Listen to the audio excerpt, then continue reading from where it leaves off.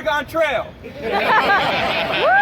That changed my life. And every single New Yorker has that same story.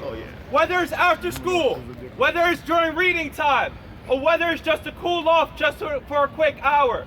New York has saved libraries have saved all our lives. And it's our time to save our libraries. Thank you. Thank you, council member. It's ridiculous that one of the mayor's initiatives is tackling dyslexia, but he wants to cut from libraries where people learn how to read. Up next, I want to bring up council member Carlina Rivera.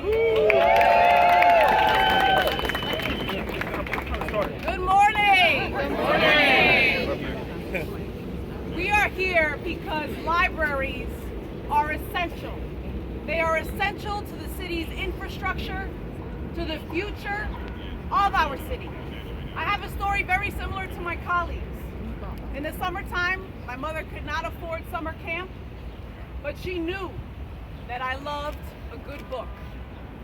I would be in my library at Hamilton Fish every single day. And now that I get to represent the first library, the first free public library in Ottendorfer on 2nd Avenue, I am filled with tremendous pride. There is no doubt that libraries are where there is civic engagement, early literacy programs, a space for our seniors, the first place people can encounter and then engage with a computer. It is a place that is a community hub. Volunteers come through those library systems, and they are there every single day to make sure that we have a safe space. Libraries are considered by so many to be a sanctuary. So to even think about cutting $1 is shameful. In fact, we had discussed for so long that libraries should be open 7 days a week. That is what we should be striving for. There's no question. And yes, we have a very tumultuous political environment across this country. I remember the first time I got my hands on The Bluest Eye by Toni Morrison. I remember the first time I read Fahrenheit 451. I remember every single time that I read a classic and a contemporary great piece of literature. And that's because I was introduced to it at the New York Public Library. So I want to thank every single person that works, that advocates for this incredible system. You see your champions right behind you.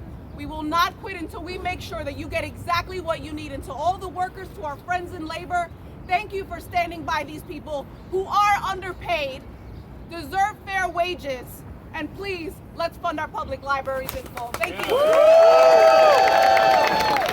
Thank you, council member. Up next, I want to bring up council member Eric Dinowitz.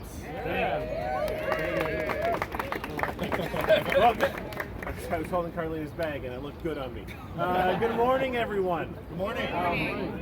Councilman Marte, I too played Oregon Trail, but I got dysentery and died. It's quite unfortunate. But libraries too for me, growing up, was where that was my after school, it's true. It's my after school activity. Just yesterday, I was in the Kingsbridge branch of the library reading to dozens and dozens of kindergartners. For the first time, they were in the library getting excited about literature, and they got their library cards for the first time. And they were excited to go to the Elephant and Piggy aisle. It has its own aisle. To take out their first books from the library and get excited about reading. And yes, for an administration that cares so much about literacy, part of literacy is being excited about reading. And no place does that better than our libraries. Our libraries. And for the students I taught, high schoolers, the libraries were a place where they could better themselves and do better for themselves than their parents could do for them. And they could do better for New York City than what they were given from New York City. And the libraries allowed them to do that. But by cutting funding, we're cutting hours. We're cutting the time our high schoolers have to spend in that library. By cutting funding, we're cutting programming. We're cutting programming like reading to young people. We are cutting their ability to get excited about reading and their ability to read. In fact, it says invest in our libraries. I love those shirts people are wearing. Invest in our libraries. But an investment in libraries is not an investment in buildings. It's an investment in people. and it's an investment in the future of New York City. And if we want a bright future for our children, for all of New York City, we will invest in libraries, not just reject the cuts, but put money in. 7 days a week, expanded hours, more programming, so our children can get excited about reading, better themselves, and better the lives of everyone here in New York City. Thank you. Thank you, Councilmember. Up next, from Queens, Councilmember Sandra Ung. Hi, I'm New York City Councilmember Sandra Ung from Queens, District 20, Flushing, Queens. When I first took office, the Flushing Library was closed for close to 2 years with renovations. I want to take a big thank you right here for making sure that we, the Queens Library, we were able to work together to make it reopen. The library in my district, it's so important because it speaks the language of the community. So many times, so many people in my district have come to office looking for assistance. And you know what? The library is a great place where they could get assistance and have held so many community events. Recently, just about summer programs. That library serves our children, our families, our seniors. And this is not the time to invest less in the library. It is time to invest more in the library. Thank you for joining us today, and for everyone who has worked in the library, thank you so much. Thank you. Wait, up next from Brooklyn, I want to bring Councilmember Crystal Hudson. Thank you so much. Good morning, everyone. Good morning. Thank you for that wonderful greeting. I'm here to just remind us all that libraries are a lifeline. They're a lifeline for our older adults. They're a lifeline for our immigrants. They're a lifeline for students of all ages. They're a lifeline for entrepreneurs who are trying to do what they can to start up their businesses. Libraries are a lifeline for all of us, and our libraries need a lifeline now. This is the time, as my colleagues have all said, that we should be investing in our libraries, not taking away or cutting from our libraries.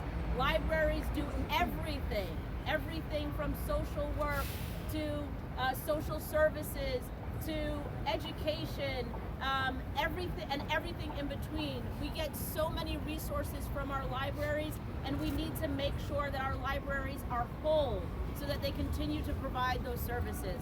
So thank you all for being out here. I know it's not easy to fight for your jobs, to fight for your institutions that provide so many with so much. And so we thank you all for being out here, for continuing to rally and advocate, and we will be inside doing exactly the same. Thank you.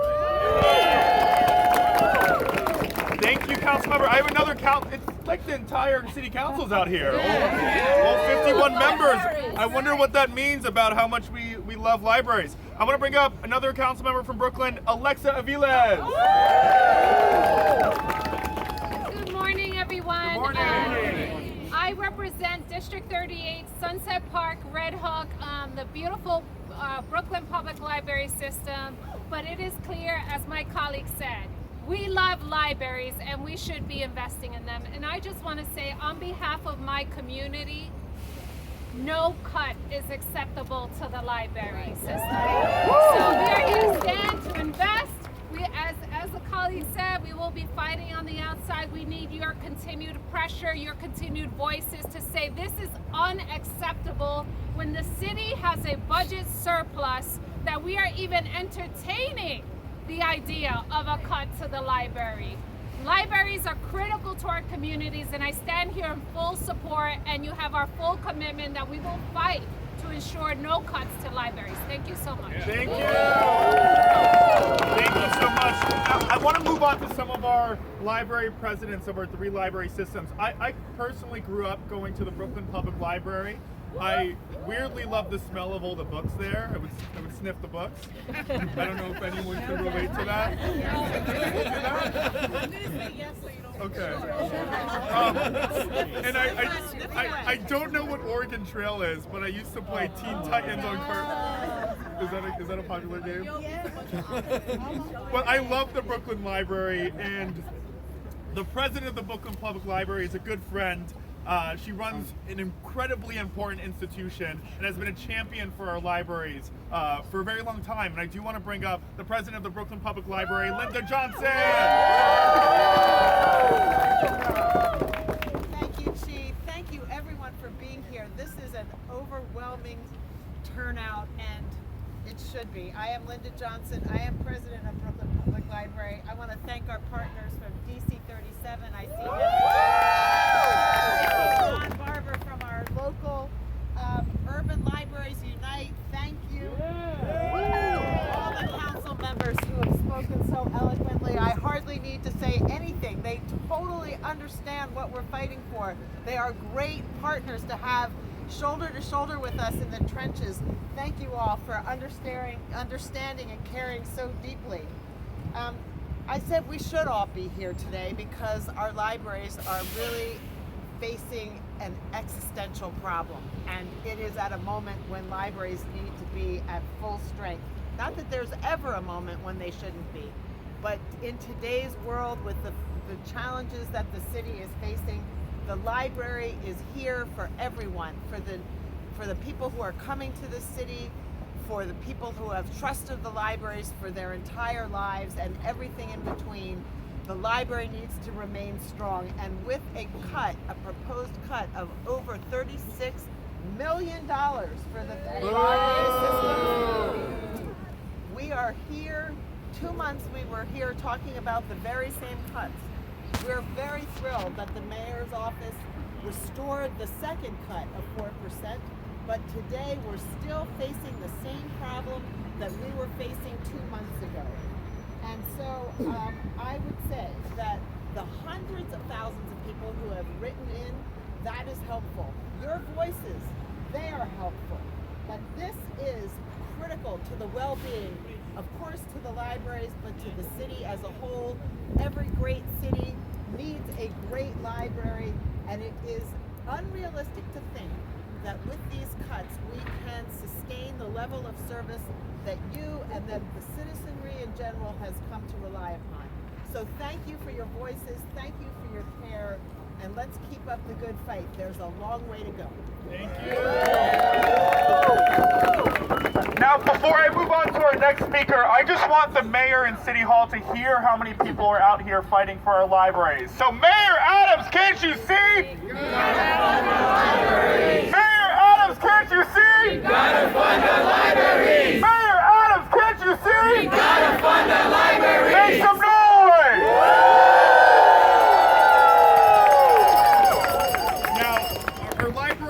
Just provide essential services to the people of New York City. They provide jobs to hundreds of New Yorkers. And I want to bring up Henry Garrido, who is the executive director of DC37. Good morning. I guess it's not Sunday, but we are providing testimony. So I'm going to provide mine. I came to New York at the age of 13 from the Dominican Republic, and I couldn't read or write English. And it was the Corona Library that provided an opportunity for me to go there, read books, and learn part of the language that I'm now communicating with. And then later on, as a father, as a young father, I was able to take my kids to the Main Street Library. Shout out to Dennis and the Public Library. And later on, as in the middle of the pandemic, in the middle of the crisis, it was the Inwood Library that provided a refuge for me for the mental health that I needed to be able to find and refuge. And one of the things that I discovered in the library later on is an episode of somebody called Alfred Hitchcock. You remember that? And they had a show called The Twilight Zone. And it had a twist at the end. And every time I come to this rally, I feel like I'm in one of those episodes. And I'm tired of it. I am absolutely tired of it. Some will suggest that the reason libraries are the first one to be cut is because they're the favorite child, and that you have to ransom your favorite child. Well, I'm sick and tired of being the favorite child, and I'm sick and tired of libraries being the first one to be cut. A budget is a statement of values. If you believe in libraries, then you make sure those libraries are funded. If you believe in workers, you make sure the workers are funded. Right. You can't call us essential. You can't keep calling us essential and then cut the very essential people that are providing services to the people. So we are sick.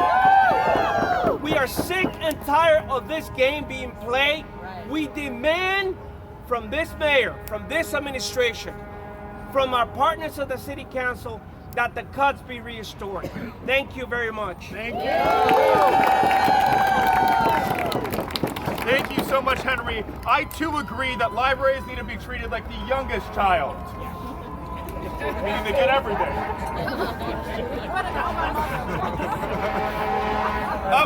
Up next, I want to bring up an iconic public servant of New York City and also the president of the Queens Public Library, Dennis Wilcox.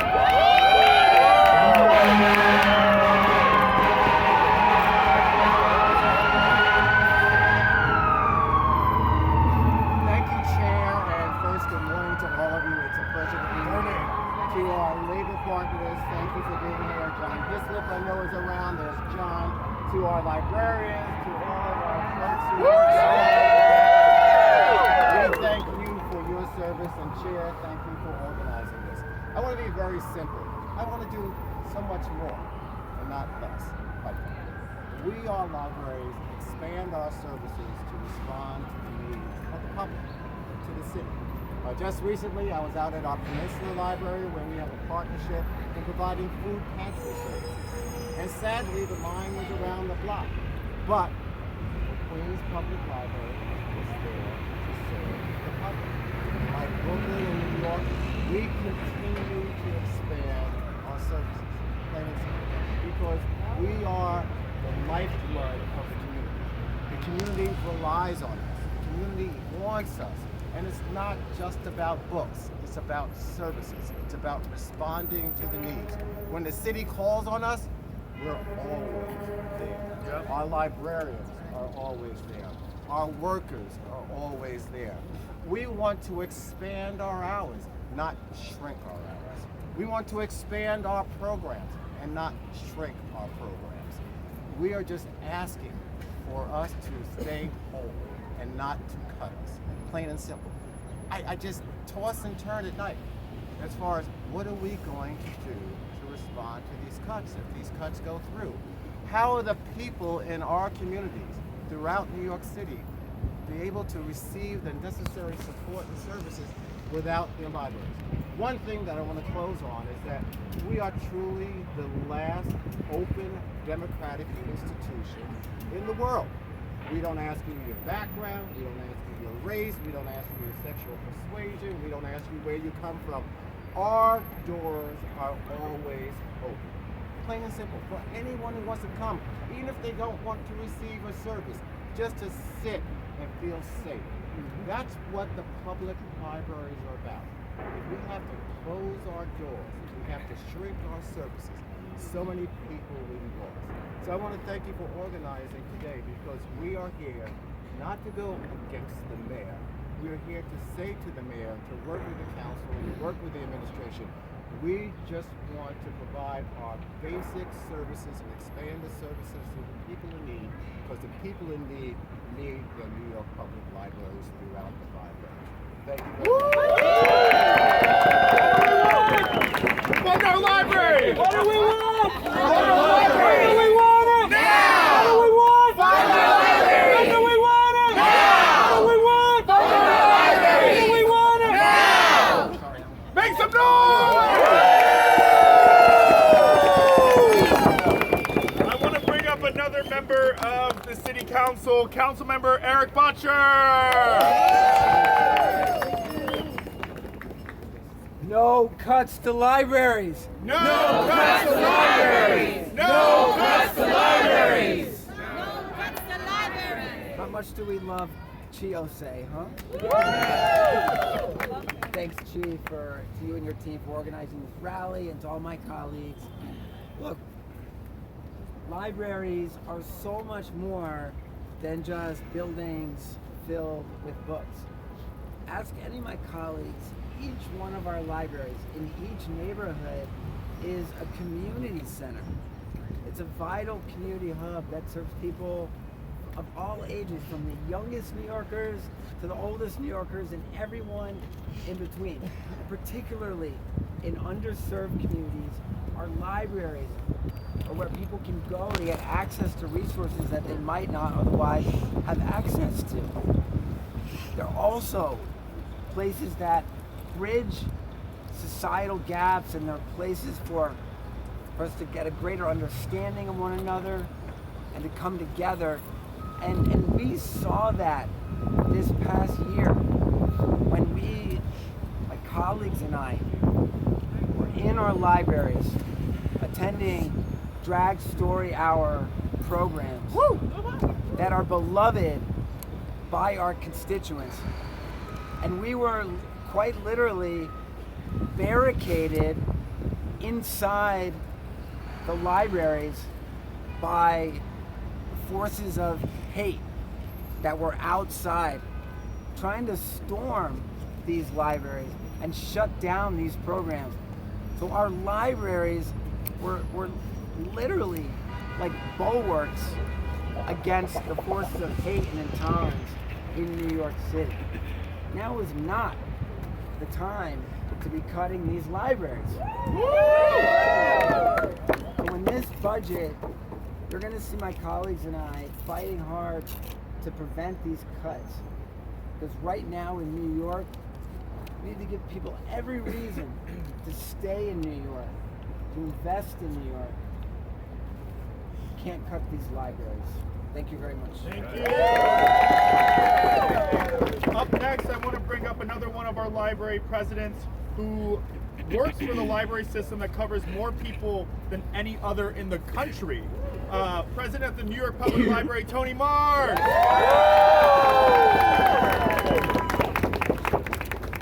Good morning. Good morning. It's great to see you all. Huge shout out to our colleagues and advocates and supporters of the City Council, stalwart. Mr. Chairman, thank you. Also to Henry Garrido and all of our colleagues at DC37, you make it all happen. We couldn't do it without. We are a community. There are places in this country today that are banning books, that are closing libraries because people have decided they don't want opportunity and learning. They don't want people to learn the truth about their history so that we can make a different history together. There are those places. This is not one of those places. We don't ban books in New York. We unban them. We don't close libraries. We open them more for more programs. We are committed to a society, to a city of learning and of opportunity and of inclusion. The City Council is fully behind us. We know that the mayor loves the libraries, supported us with our teen centers. He heard the people's concerns, and we're so grateful, got rid of that extra 4% cut. We are still facing a $36 million cut. That means we will have to close for hours, for days, some branches. We won't be able to reopen branches we've spent millions of dollars getting ready for the people. That is craziness. We have to work together. We're here to work together with the city to find a way to eliminate these cuts, fully restore the funding for libraries that New Yorkers depend on, because New Yorkers use the libraries more than any other civic institution in this state. New Yorkers, we don't ban books, we don't close libraries, we don't close programs, we educate, we provide opportunities. Let the city hear from all of you that this is the priority. This is not a time to cut. This is a time to invest. This is New York. We believe in our people and in our people's capacity and need to learn. Together, we will find a way to not have these cuts happen and to continue to do all the great work that you all make possible. Thank you. What do we want? When do we want it? Now! What do we want? When do we want it? Now! Up next, speaking of teen censors, I want to bring up some teen speakers. Jackson Menon and David Ratitsky.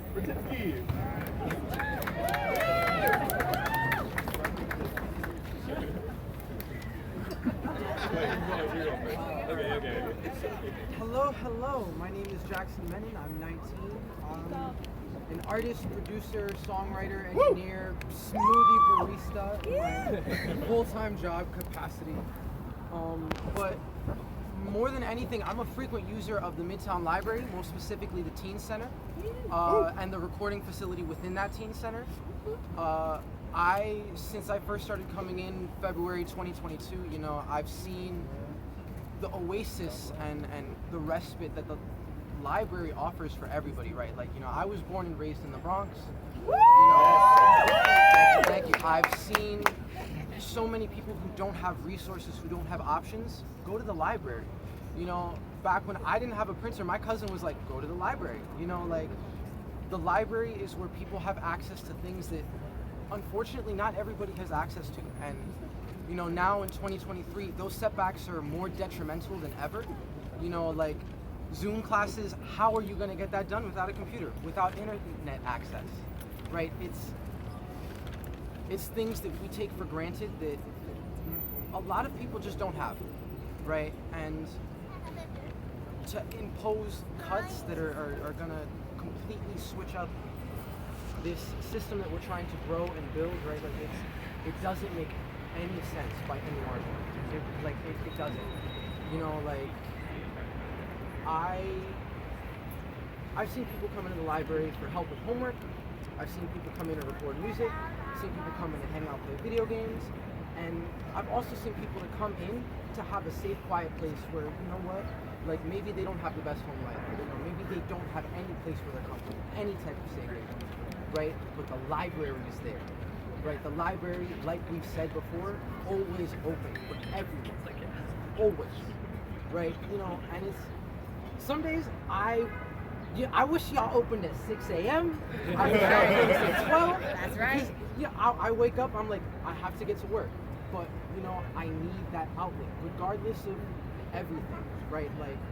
We're human beings. We have needs that go beyond just food, shelter, water, right? We have a need for stimulation, be that intellectual, emotional, whatever, right? And if New York City is a place that you're trying to grow as an institution for progress, the library is an institution of learning. That's the foundation of progress. That's the foundation of change. Why cut the libraries? I don't see the sense. I don't see the sense. Pointless.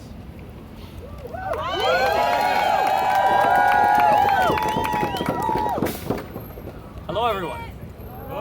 My name is David Ratitsky. I'm a high school senior at Celia Cruz Bronx High School of Music, and I grew up using the New York Public Library. I have fond memories of going to Baychester Library, where I read, worked on homework, took part in programs, and talked with friends.